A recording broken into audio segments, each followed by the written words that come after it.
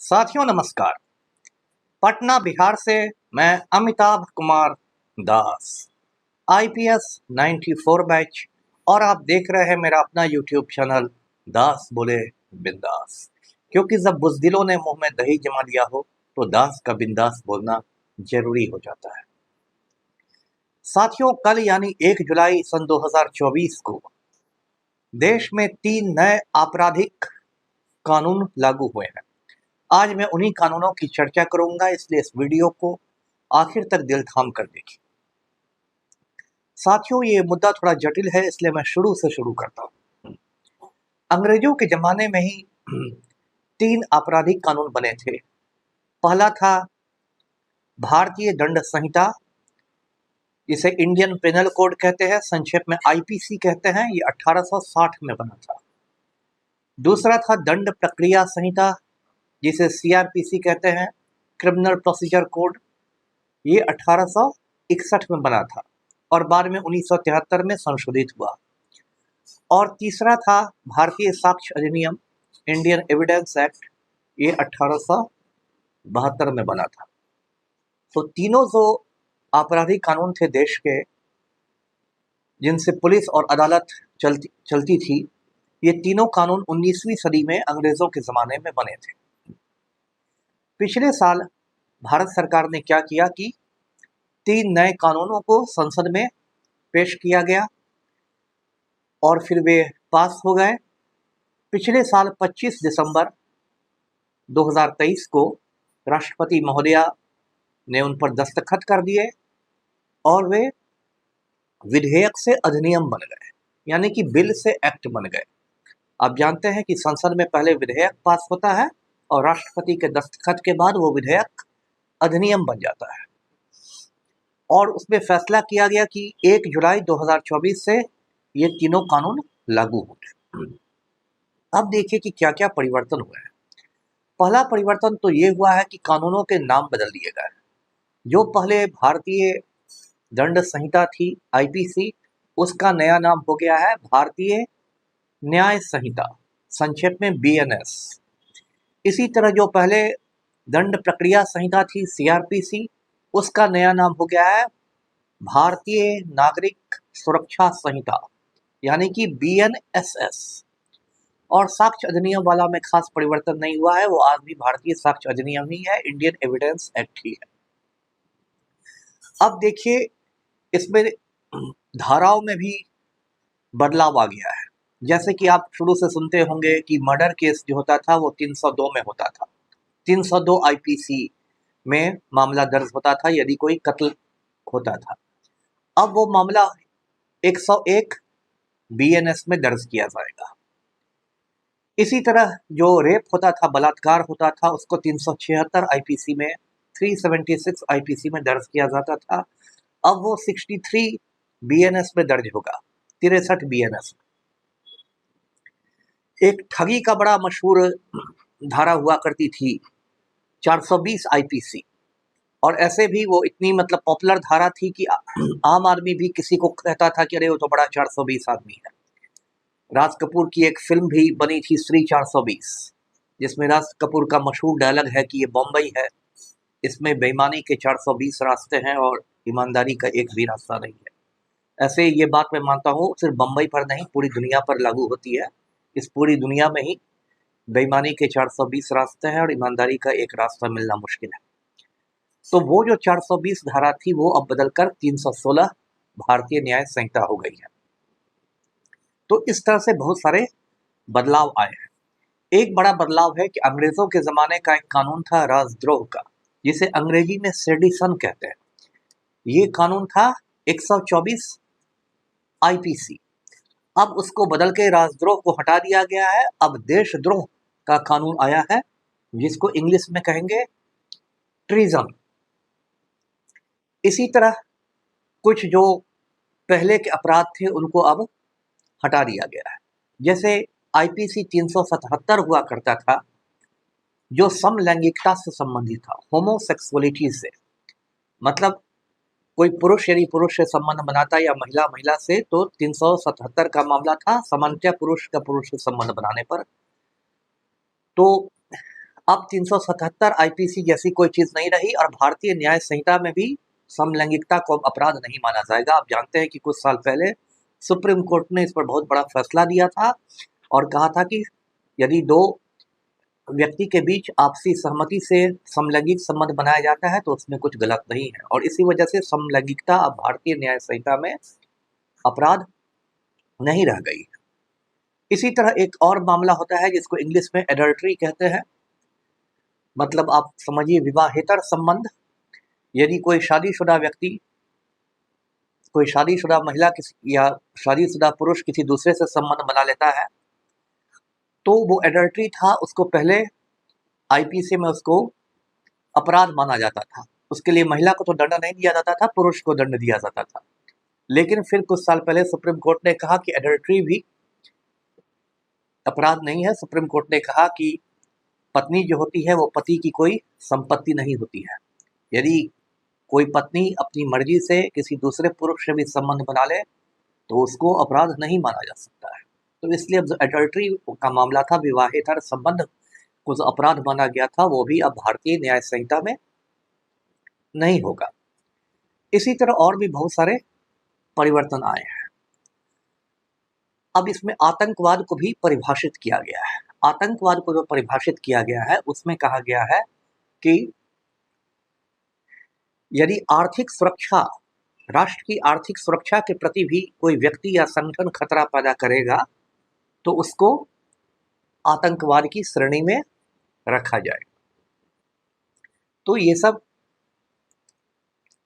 मतलब मोटा मोटी आप समझिए अंतर है। अब एक एक धारा को मैं डील करने लगूं तो 3 घंटे का ये वीडियो बन जाएगा। अब मैं सीआरपीसी पर आता हूं जिसका नया नाम हो गया है भारतीय नागरिक सुरक्षा संहिता। सीआरपीसी में भी कुछ बदलाव किए गए हैं। एक बदलाव तो है कि 0 एफआईआर किया जा सकता है। कल जो हमारे तड़ीपार गृह मंत्री हैं अमित शाह बहुत भांज रहे थे कि देखिए अब 0 एफआईआर की व्यवस्था है, तो मैं तड़ीपार गृह मंत्री को बताना चाहूंगा कि 0 एफआईआर कोई नई चीज नहीं है। सुप्रीम कोर्ट ने कई साल पहले इसकी व्यवस्था कर दी थी। 0 एफआईआर क्या होता है मैं आपको आसान शब्दों में समझाता हूँ। पहले क्या होता था कि कोई आदमी यदि किसी पुलिस स्टेशन जाता था, थाना जाता था, तो उसको थाना में कहा जाता था, दरोगा जी थानेदार कहते थे कि अरे ये हमारे थाना क्षेत्र का मामला ही नहीं है, ये उस थाना का मामला है। फिर उस थाना वो दौड़े दौड़े जाता था तो वो थाना कहता था कि ये हमारे क्षेत्र का मामला नहीं, वो उस थाने का मामला है। मतलब दौड़ा दौड़ा के उस आदमी को थका दिया जाता था। इसलिए कुछ साल पहले सुप्रीम कोर्ट ने कहा कि किसी भी व्यक्ति को आप थाना से वापस नहीं भेज सकते हैं। यदि मामला आपके क्षेत्र का नहीं है तो 0 नंबर का एफआईआर कीजिए, प्राथमिकी कीजिए और उस पर 0 संख्या डालिए और फिर जो संबंधित थाना है वहां भेज दीजिए उसको। अब जैसे कि आसाराम बापू वाला मामला हुआ था 2013 में, आपको याद होगा, आसाराम बापू पर एक नाबालिग ने दुष्कर्म का इल्जाम लगाया था। तो उस नाबालिग ने दिल्ली के एक थाना में जाके दरखास्त दिया था, जबकि मामला था जोधपुर का, राजस्थान का।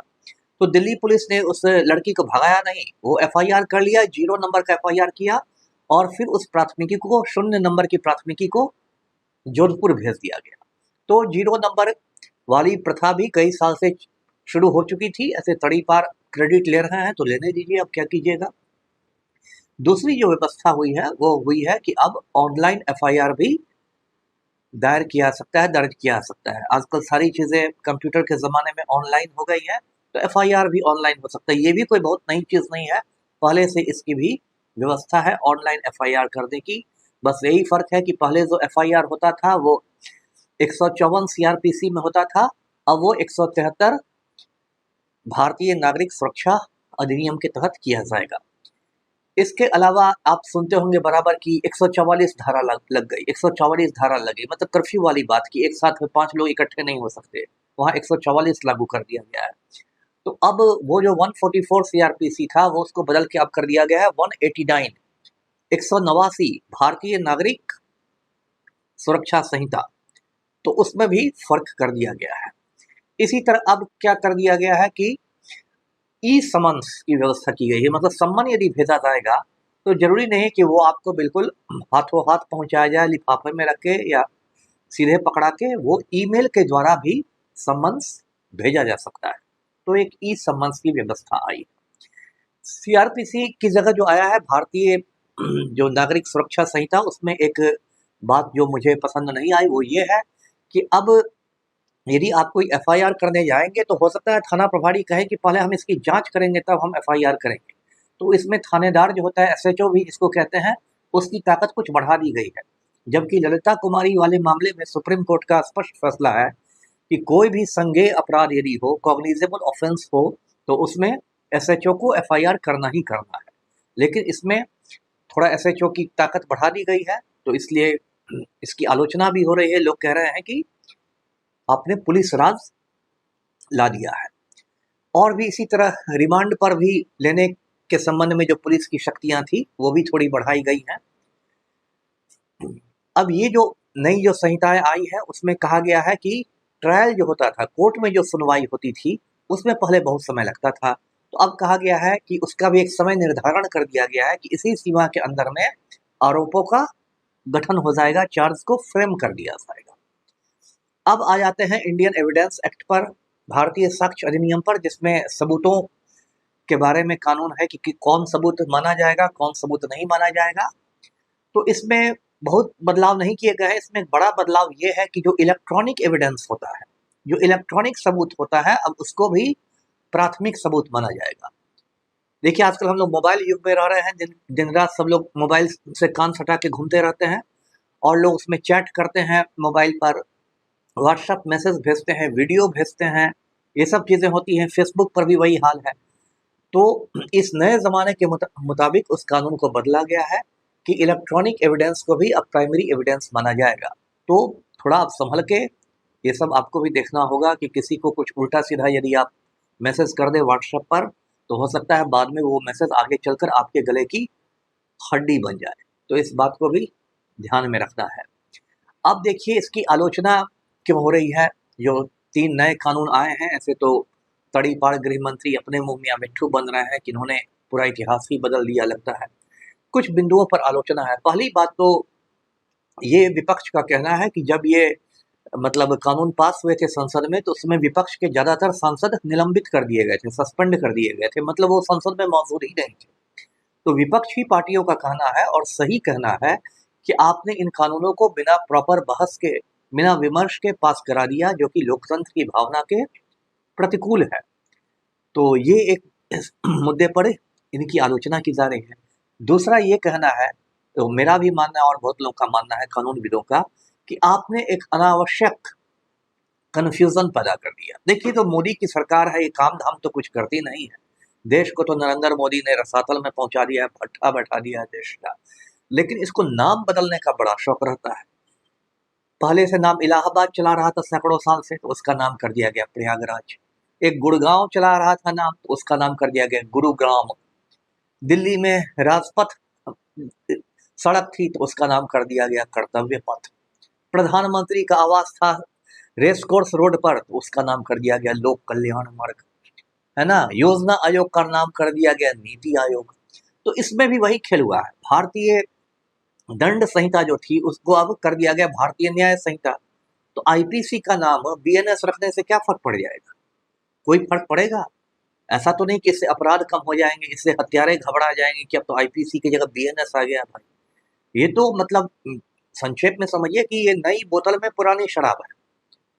बातें वही रह गई है, उसमें एक नई बोतल दे दी गई है।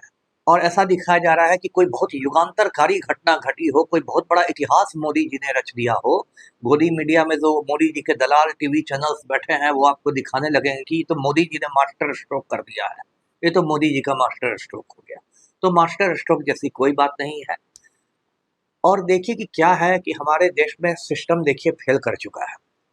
न्यायपालिका में लाखों करोड़ों केस जो है वो लंबित हैं। न्यायपालिका में भ्रष्टाचार भी बहुत है। तो इसमें न्यायपालिका का भ्रष्टाचार नहीं घटने वाला है, पुलिस का भी भ्रष्टाचार नहीं घटने वाला है इन कानूनों के आने के बाद। यदि जो दरोगा जी पहले 302 में घूस लेते थे, वो अब 101 में घूस लेंगे, तो उससे क्या फर्क पड़ेगा? और सबसे बड़ी बात कि इतना ज्यादा रायता फैल गया है। अब पहले तो ये स्थिति कि दरोगा जी नींद में भी एफआईआर कर देते, यदि हत्या का मामला था तो नींद में भी 302 आईपीसी चढ़ा देते, उनको सबको रटा गया था। अब नया नया रटने में तो बहुत समय लग जाएंगे, वकीलों को भी रटना पड़ेगा। वकीलों ने एक याचिका भी डाल दी है सुप्रीम कोर्ट में कि भाई इसको रोकिए, तो कन्फ्यूजन हो जाएगा। तो समझिए कि संक्षेप में कुछ नहीं होने वाला है और ज़्यादा इसमें उत्साहित होने की ज़रूरत नहीं है कि नए कानून आ गए हैं, अब राम राज्य आ जाएगा, अब तो बाघ और बकरी एक ही घाट पर पानी पिएंगे, ऐसा कुछ नहीं है। बस ध्यान रखना है, मैं भी ध्यान रखूंगा। अब तक मैं नरेंद्र मोदी को श्री 420 कहता था, अब मैं नरेंद्र मोदी को श्री 316 कहूँगा। तो वीडियो को लाइक करें, शेयर करें और चैनल को सब्सक्राइब करें। धन्यवाद। जय हिंद।